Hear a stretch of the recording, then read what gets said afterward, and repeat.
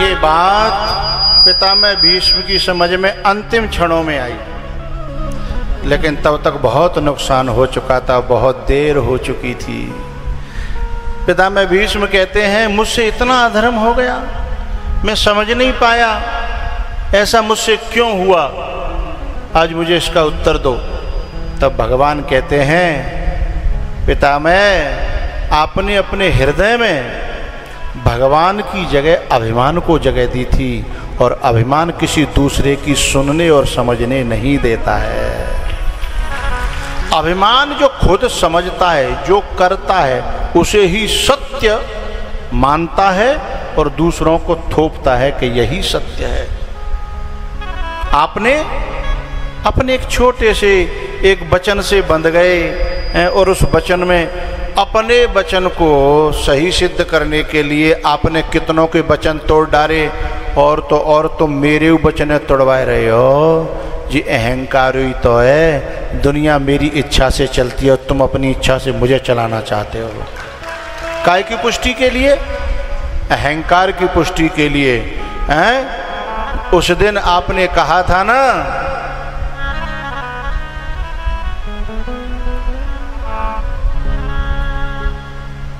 जो हरे हाथन शस्त्र गहाऊं तो लाजऊं गंगा जननी सुत, और शांतनु सुतन कहाऊं। मैं गंगा का बेटा नहीं, शांतनु की संतान नहीं, अगर मैंने आपके हाथों में शस्त्र न उठवा दिया, ये अहंकार है, ये अभिमान है तुम्हारे हृदय में बैठा हुआ, ये भगवान नहीं है। नहीं, भगवान जिसके हृदय में बैठा होता है वो तो ये कहता है कि जो बनाओ सो बन जाएंगे, जहां भेजो वहीं जाएंगे। यही बात जो है भरत जी महाराज कह रहे हैं कि गहनो कर्मणा गति, कर्म की गति बड़ी गहन है। धर्मस्य तत्वम निहितम गुहायाम। हम जो अपने मनमाने तरीका से धर्म मान लेते हैं वो धर्म नहीं होता। जिन गुरुओं की, महापुरुषों की बुद्धि बहुत छानबीन करते करते उन निर्णयों पे पहुंची है, उनकी बातों को मानना ही धर्मों का धर्म है।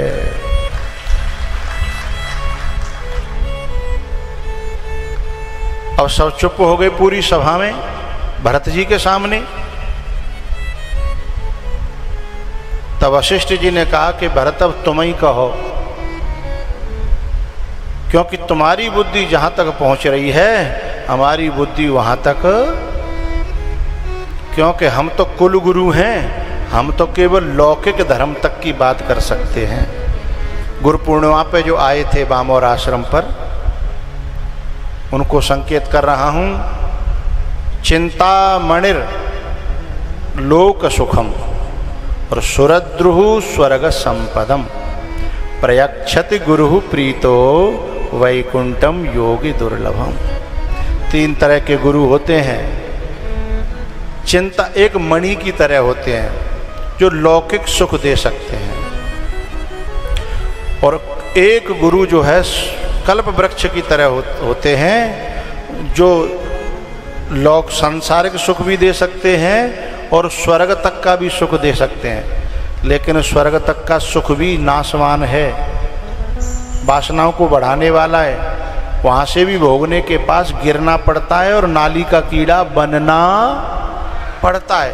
क्षीणे पुण्ये मर्तलोकम विसंति तेतम भुक्त्वा स्वर्ग लोकम विशालम, वहाँ से भी गिरना पड़ता है।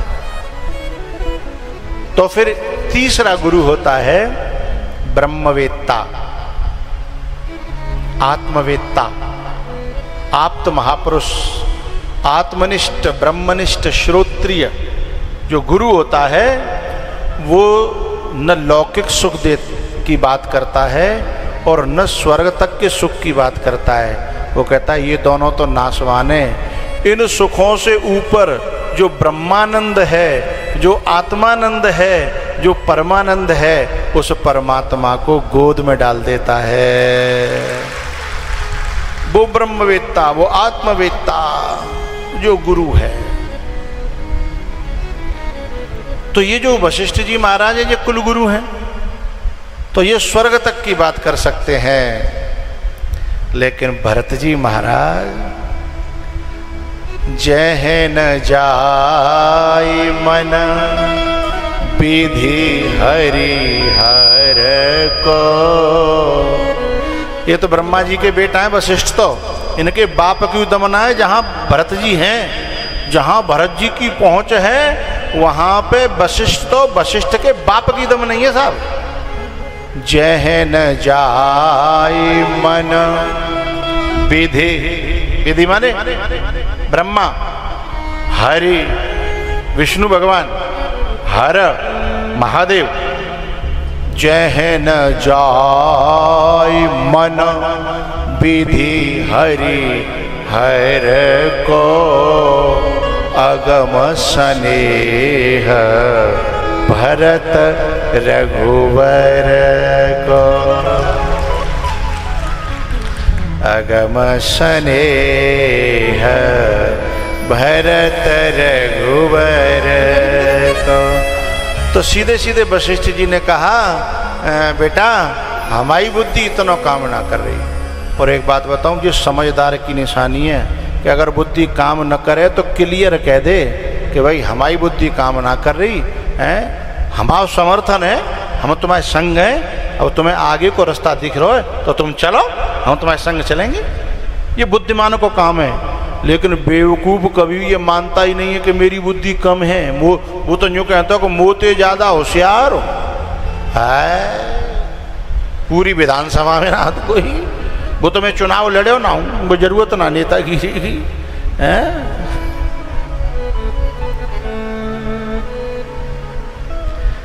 क्या बताऊं,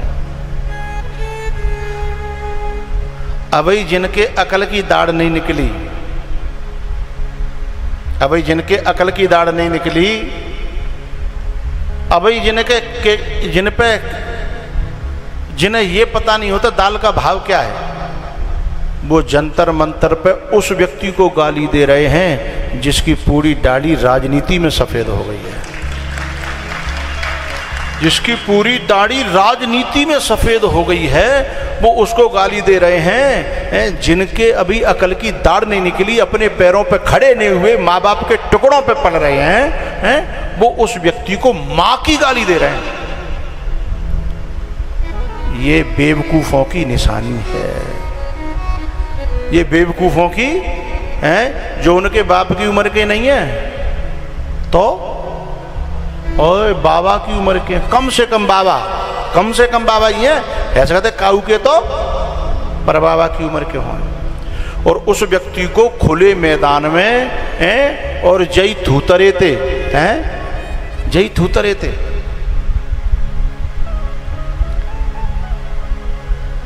उस दृश्य ने भारत की नवयुवा पीढ़ी कहाँ जा रही है इसका चरित्र चित्रण कर दिया साहब। भीतर भारत में क्या पढ़ रहा है, कॉलेजों में, यूनिवर्सिटियों में, हैं ये जाहिर कर दिया। तो जो व्यक्ति बुद्धिमान होता है ना, अब ये व्यक्ति इतने फंस गए पूरी जिंदगी के लिए कि ये, क्योंकि ये रीलें डिलीट होने वाली तो है नहीं। जब ये कभी अपनी महानता की कभी साख देंगे तो लोग उठा करके इनके मुंह पे इसको ऐसे थोप देंगे कि ये आपका दर्पण है साहब, आप यही आप ही हो ना। इनकी औलाद देखेंगी, नाती पंक्ति देखेंगे, ये आप ही हो। और उम्र कितनी सी है। और मेरे देश में सबसे ज़्यादा हमारे देश में नारी की सबसे बड़ी दौलत है शर्म, है शर्म। और जिसने ये बेच खाई है, तो मेरा कहना यह है कि सबसे बड़ा समझदार कौन होता है पता है? जब बुद्धि काम न करे तो वो खुलेआम कहता है कि भाई हमारी बुद्धि काम ना कर रही, हमारी यहीं तक हती, हमारे पूरी प्रयोग कर ली, आपकी बुद्धि आगे काम कर रही है, करो बेटा, हम तुम्हारे साथ में हैं। उनको नमन करता हूँ साथ में, तो खुलेआम स्वीकार करे। इसके लिए भी बड़ा कलेजा चाहिए।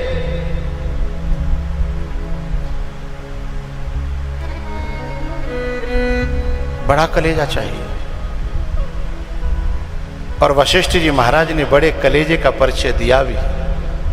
बोले बेटा मेरी सोच तो यहीं तक रहती, लेकिन तुमने जो रास्ता दिखाया है, मेरी सोच थी धर्म तक, और वो भी लौकिक धर्म तक, लेकिन तुम्हारी पहुंच है धर्म तक नहीं, परम धर्म तक।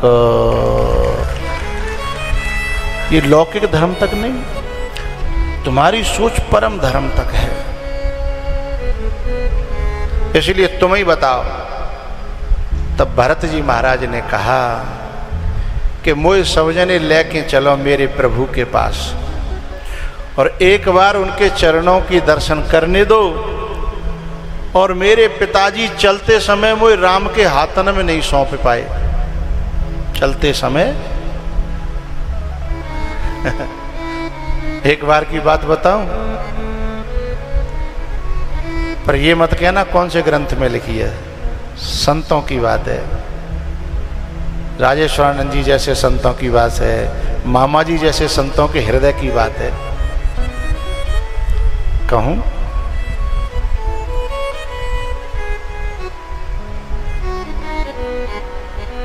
कुछ बातें ग्रंथों में नहीं मिलेंगी, क्योंकि वो संतों के हृदय में उपजी हैं।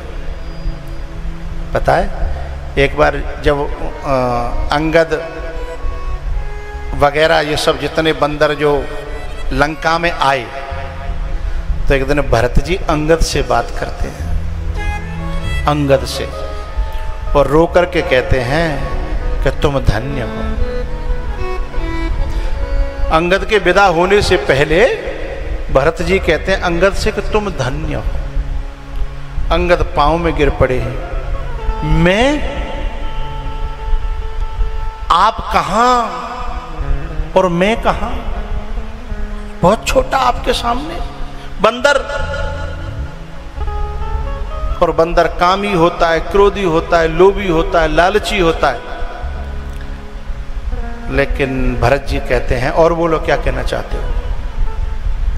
बोले मैंने कब कहा कि ये सब नहीं होता, पर फिर भी तुम मुझसे ज्यादा धन्य हो। कारण बताऊंगा मैं, आपकी तालियां गड़गड़ाहट करने लगेंगी जब कारण भरत जी बताएंगे।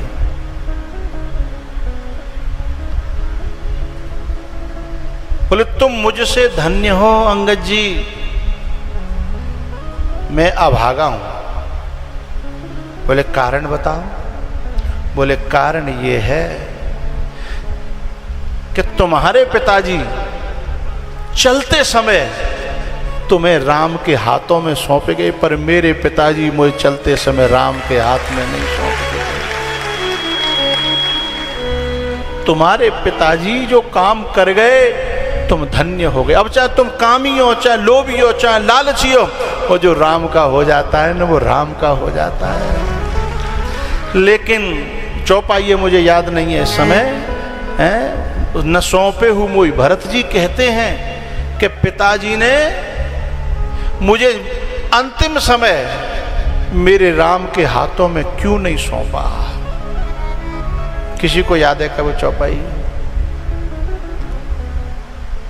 न सौंपे हूं मोही,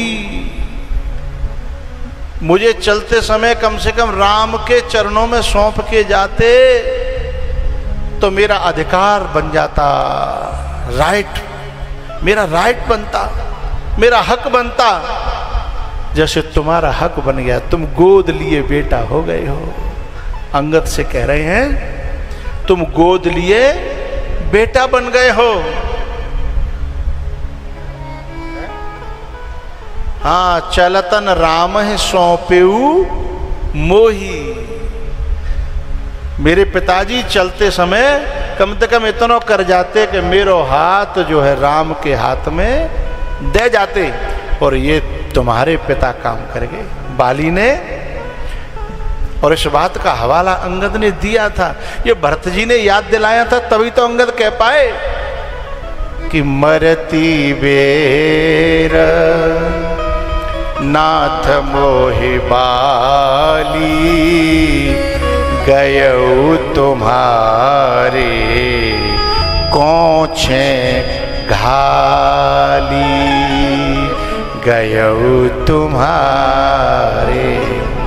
वहाँ कौछे गोद को कहते हैं, हमारे यहाँ गोद को गोजा कहते हैं। जोरी होती है, जोरिया है, हाँ जोरिया है। कौछ गयऊ तुम्हारे कौछे घाली, मरती बेर नाथ मोहि बाली, गयऊ तुम्हारे कौछे घाली, गयऊ तुम्हारे।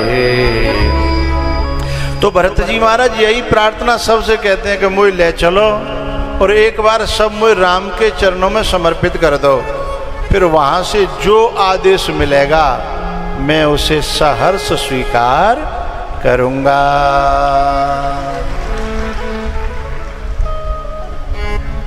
एकदम यह बात सबके हृदय को अच्छी लगी। इसका कारण जानते हैं? स्वार्थी व्यक्ति वो करता है जिसमें अपना भला हो, लेकिन परमार्थी व्यक्ति वो करता है जिसमें सबका भला हो। और राम के दर्शन तो सभी करना चाहते थे, राम के वियोग के मारे तो सभी हते। राम की विदाई में तमसा नदी के किनारे से आधी रात पे छोड़ के चले गए, तो रोए रोए के सवेरे मछलियों को देख करके कह रहे थे कि ये मछलियां धन्य हैं जो पानी के बिना मर जाती हैं, लेकिन हम तो धिक्कारने योग्य हैं कि राम के बिना भी जिंदे हैं, हम मर नहीं रहे। निंदहि आप सराहि मीना, धिग जीवन रघुबीर विहीना, धिग जीवन रघुबीर विहीना। निंदहि आप, अपने आप की निंदा करते हैं सब अयोध्यावासी, तो वाकई मारे भई हैं वियोग के। जैसे ही भरत जी ने प्रस्ताव रखे सब खुशी के मारे वो सब लोग कहने लगे भरत भैया की, भरत भैया की, भरत भैया की। शोक के माहौल में जयकारे लगने लगे। वशिष्ठ जी ने आदेश दिया कि तैयारी करो, जरूर चलेंगे। लेकिन प्यारेओ, भरत जी ने कहा कि मैं भगवान की संपत्ति को यूं ही छोड़ के नहीं जाऊंगा, संपत्ति सब रघुपति के आही। बोले इसकी रखवारी पे कौन कौन रहेगा? अब भरत जी जितकू देखें वही सूख जाए कि मोह न छोड़ जाए, कहूँ मोह न छोड़ जाए, मोह न छोड़ जाए हैं? लेकिन जिन पर भरत जी को बहुत विश्वास था कि ये मना न करेगा, उन सब को रोक दिया। और जब तैयारी करी तो एक दासी आई भरत जी के पास। बोले भरत भैया, मैं तुम्हारी मां कैकेयी की दासी हूं और माता जी कह रही हैं कि अगर चित्रकूट चलें तो मोय ले चलें। अगर भरत चाहे और वो आज्ञा दे तो मैं चित्रकूट चलूं। भरत जी ने कहा कि मेरा विरोध तो उनसे है जो राम के विमुख हैं। कोई राम के सन्मुख चलना चाहता हो तो उसे सिर पे बिठा करके ले जाना चाहता है। कोई राम की तरफ चले हैं, उससे मेरा कोई विरोध नहीं है। पालकी सजवाई जैसे दोनों माताओं के लिए, वैसे ही कैकेयी के लिए भी पालकी सजवाई। और फिर जो है भरत जी महाराज पूरी दल बल के साथ में चले हैं। निषाद राज से मुलाकात हुई। पहले तो झड़प हवे की संभावना थी, क्योंकि निषाद राज ने समझी लड़े हुए जा रहे हैं, तो उन्होंने सोचा कि मर जाऊं तो फायदा और मार दूंगा तो फायदा। क्योंकि धर्म के लिए किसी को मार देना भी गुणकारी है और मर जाना भी गुणकारी है। और अधर्म में मर जाना तो बेकारी है ही, लेकिन अधर्म में जीतने के बाद में भी कोई फायदा नहीं है। इसलिए पहले तो लगा कि युद्ध होगा, लेकिन उन्हें पता चला कि भरत लड़ने नहीं, भरत तो राम के प्रेम से लबालब भरे हैं, हैं?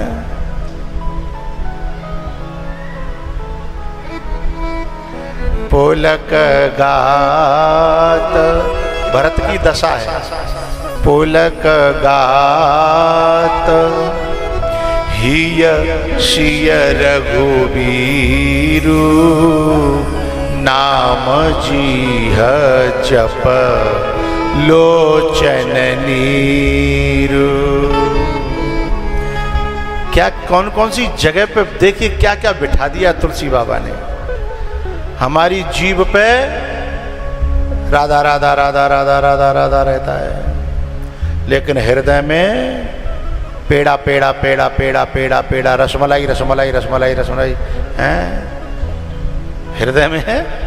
जीभ पे कछु और हृदय में कछु और शरीर के रोम पे कछु और हाथ की जो काउंटिंग होती है, काउंटर होता है ना, है वो अपना चलते रहता। कबो को जब बंद है वो चली रहो धक धका धक चोको उंगली को और अंगूठे को आदत पड़ जाती है चलने की, तो कभी कभी बिना नाम के भी वो अपनी काउंटिंग कर लेता है चलता रहता है। भाई तो आदत पड़ गई, चाहे मुख में भगवान को नाम आवे चाहे ना आवे। लेकिन जरा इस काउंटिंग को देखिए भरत जी की कि पुलक गा, ओरिजिनलिटी है ये, पुलक गात, यानी शरीर पुलकायमान हो रहा है भगवान की स्मृति करके, याद करके। मैं पुलक गात, ये बाहर की हो गई। हिय शिय रघुबीरु है, अब आया जीव का नंबर। नाम जीह जप और लोचन नीर।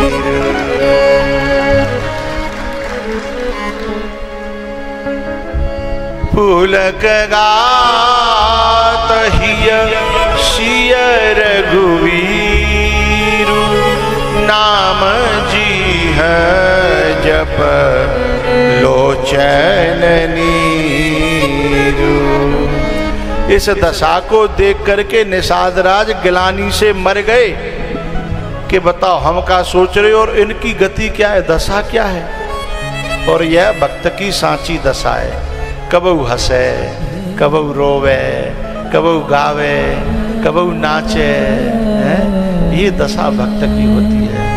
इसीलिए तो दुनिया की नजरों में पागल होता है। वृंदावन में कथा चल रही है, दिन में कथा सुनी, बाथरूम में हंसी आ गई, कोई कथा की बात याद आ गई, बाथरूम में हंसी आ गई। अब घर वाले सोच रहे हैं जेकर बाथरूम में हंस रो है, बाथरूम में हंस रही है गई पागल, माँ आगरा दिखा के लांग जाए। पागल खानो आगरा में, हाँ आगरा में दिखा के लांगे।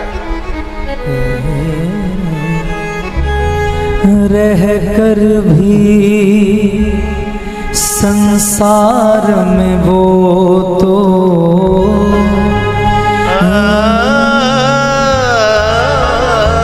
रह कर भी संसार में वो तो हो जाए बैरागी जिसे राम की धुन है लागी, जिसे राम की धुन है लागी, राम की धुन है लागी, जिसे राम की धुन है लागी।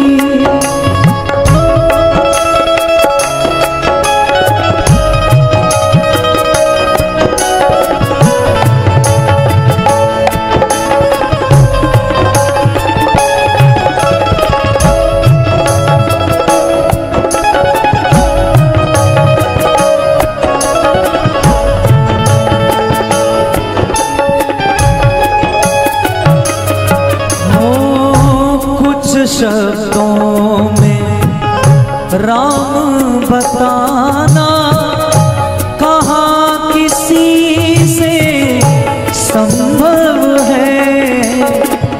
हर रिश्ते में उत्तम है वो, मर्यादा पुरुषोत्तम है वो। महलों का हर सुख तज के हो जाए बनवासी, जिसे राम की धुन है लागी, जिसे राम की धुन है लागी, जिसे राम की धुन है लागी।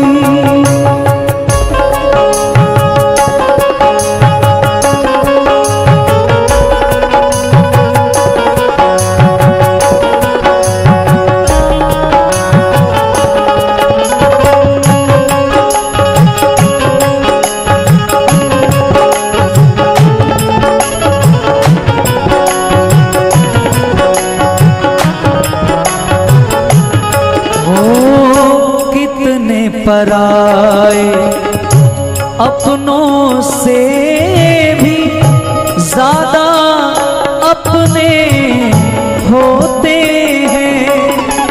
हाँ, बिन कीमत के साथ निभाते प्रेम का नाता रखते हैं। जो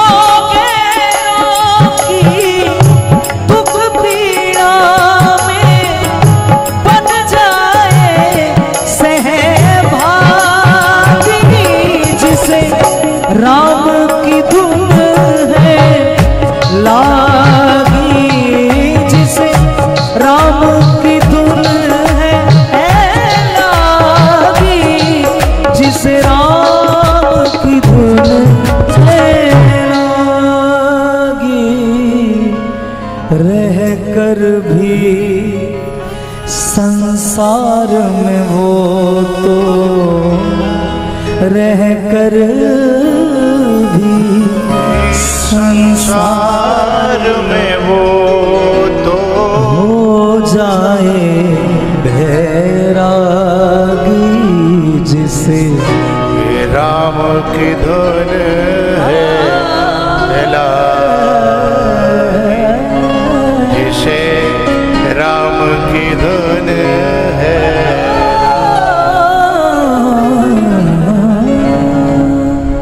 हम जैसे कुछ लोग हैं इस संसार में जो मंथरा की तरह रामराज होने ही देना नहीं चाहते। मंथरा और भरत ये दोनों रामायण के विचित्र पात्र हैं। भरत के दिल में आग लग जाती है जब रामराज्य नहीं होता, और मंथरा के दिल में आग लग जाती है जब रामराज होने की तैयारी होती है। राम तिलक सुन भा उर दाहू। मंथरा राम के तिलक की बात सुन करके ही भीतर आग लग गई। और भरत जी महाराज जब रामराज नहीं होता है, वनवास हो जाता है, तो एहि दुखदाह दहै दिन छाती, एहि दुखदाह।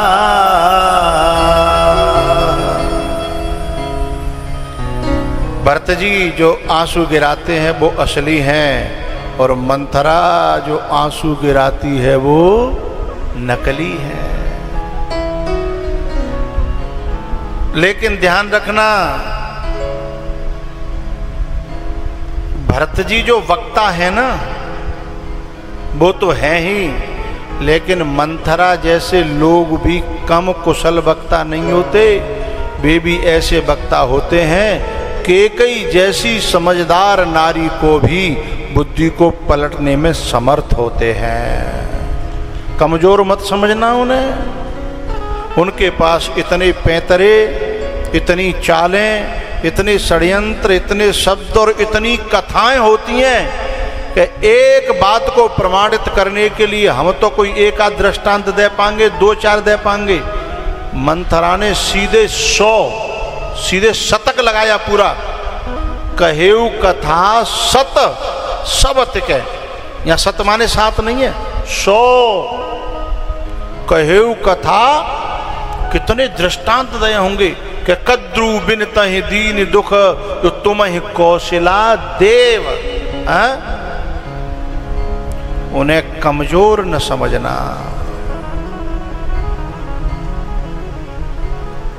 भैया, नींद न आने की बीमारी दोनों को होती है, संत को भी होती है और असंत को भी होती है। असंत तो इसलिए नींद नहीं ले पाता, दुष्ट तो इसलिए नींद नहीं ले पाता कि जे फलानो आदमी सही मार्ग पर चल कैसे रहा है। मेरे रहते हुए जा गांव में और फलाने आदमी को परिवार ठीक ठाक चल रहा है, धर्म पे चल रहा है, तो मेरो जीवो बेकार है। दुष्ट तो जावाते सो नहीं पाता। और भरत जैसे संत इसलिए नहीं सो पाते हैं कि मोहि कारण भई सकल उपाधि। मेरे कारण ये दुख पा रहे हो, जे दुख पा रहे हो, जे दुख पा रहे हो, मैं कहूँ सुख ही ना दे पा रहे हो है। संत जो है इस बात के लिए रोता रहता है, उसे नींद नहीं आती। भरत जी महाराज निषाद राज के साथ में चित्रकूट पहुंचे हैं। निषाद राज ने एक जो ऊंचे से टीले पे चढ़ करके भरत को कहा कि ये जो पेड़ खड़े हैं ना, इनके बीच में जो बरगद को पेड़ है, वाकई नीचे चबूतरा पे भगवान बैठे हैं, बगल में ही माता जानकी बैठी हैं। क्यों भैया, एक बात मुझे बताइयो, जी निषाद राज तो संग ही आ रहा है, भरत जी के संग ही तो आ रहा है। अरे हाँ ना तो बोलो भाई। जब जे संग ही आ रहा है तो जा कैसे पता कि वहां पे राम बैठे हैं उस पेड़ के नीचे इसके झुंड में? भाई जब यूँ कहनी चाहिए कैसे यहीं कहूँ मिलेंगे हैं, ऐसी सूचना है। फिर इसे पूरा एक्यूरेट पता है कि ये झुंड वृक्षों के झुंड में जो बरगद का पेड़ है उसके नीचे चबूतरा है, वहाँ पर भगवान बैठे हैं। पता है भगवान ने निषाद को लौटा दिया था एक लकीर खींच करके कि यहाँ से आगे तुम नहीं आओगे, लेकिन निषाद राज ने अपने गुप्तचर लगाए रखे रोजाना उनको भेजता था और उनको भेज करके उनसे फिर रोज राम की कथा सुना करता था। पता है कथा सुनने वाले जितने कथा के जो रसिया होते हैं निषाद की तरह हैं, बिना कोई न मिले तो गुप्तचरों से कथा सुन लिया करते हैं साहब, गुप्तचरों से कथा सुन लेते हैं। और कोई न मिले तो पता है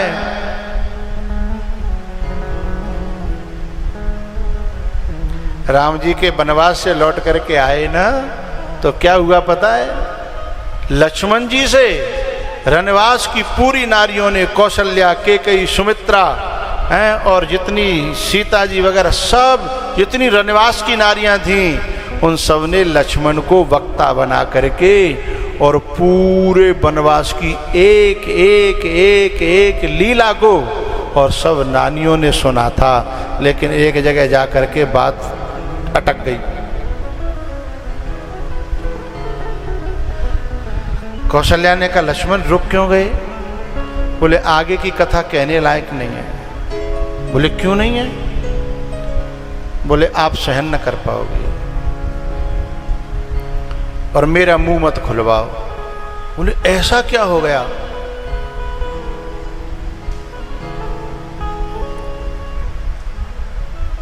लक्ष्मण जी को वक्ता बनाया, गद्दी पे बिठाया और सबने यहाँ तक की कथा सुनी जहाँ तक लक्ष्मण जी ने सुनाई। फिर बोले अब बंद करें, कल से कथा नहीं होगी। बोले यहाँ से आगे कथा नहीं कह सकता।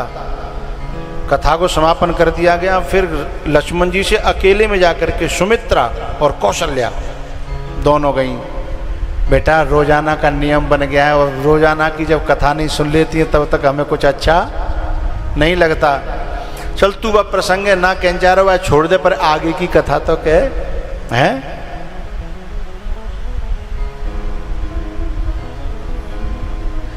तो कौशल्या से लक्ष्मण जी ने कहा एक काम हो सकता है, उस कथा को आप मुझसे समाज में मत कहलवाओ।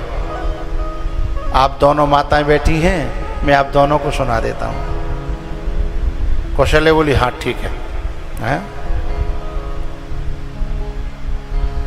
तब लक्ष्मण जी कहते हैं कि उस कथा को जब मैं सोचता हूं तो मुझे भी रोना आ जाता है।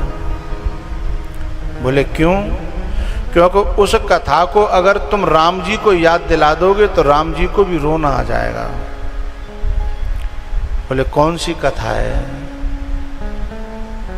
तब लक्ष्मण जी कहते हैं कि रास्ते में एक ऐसी भक्ता मिली थी, एक ऐसी नारी मिली थी कि जिसके झूठे बेर भगवान ने खाए और मैंने वो बेर फेंक दे। और भगवान उस दृश्य को याद करते हैं। उस दिन के बाद में रोज उन बेरों को भगवान याद करके रोते थे और मुझको गिलानी होती थी कि मैंने उन बेरों को फेंक दिया था। अगर इस बात को मैं रनिवास में कहूँगा कि ऐसे ऐसे वहाँ झूठे बेर खाए थे और वो भी जो है वनवासियों की नारी के हैं, तो मेरे प्रभु की थोड़ी सी नीची होगी। मैं इसको कहना नहीं चाहता। और भगवान इतने डूब जाते हैं इसमें। अब तो कौशल्या ने कहा कि हम तो राम जी से पूछेंगे कि उन्होंने सचमुच में ऐसा किया। तो एक दिन कौशल्या ने जो है स्वयं निमंत्रण किया, खूब बढ़िया प्रसाद बनाए। और माताओं को स्वभाव है भोजन परस के ही प्रश्न करती हैं कि खाए ले के बात पूछनी है। जो कहती है खाए ले हो, पहले रोटी खा ले, उन्हें एक बात पूछनी, फिर हल्का में जाएगी। एक बात पूछनी है और वो बात को पता होना कि का है। तो ऐसे ही कौशल्या ने जो है प्रसाद परस करके और कहा मैंने लाला एक बात सुनी है। बोले का? बोले कोई तो माँ ऐसी नारी मिली थी कि तेने बाकी झूठे बेर खाए, सोई भगवान की आंखें भर आई। मैया सही बताऊं, न तो मोए अयोध्या में और न मोए जनकपुर में, ये दोनों धाम हैं, ये दोनों पुरी हैं और ये दोनों बड़े इस धरती के तीर्थ हैं। लेकिन मुझे इनके पकवानों में भी उतना स्वाद नहीं आया जितना स्वाद उस मैया के बेरों में आया। इतना स्वाद नहीं आया। उस दिन कौशल्या को बड़ा दुख हुआ। उसने कहा बेटा उसमें ऐसा क्या था, ऐसा क्या था?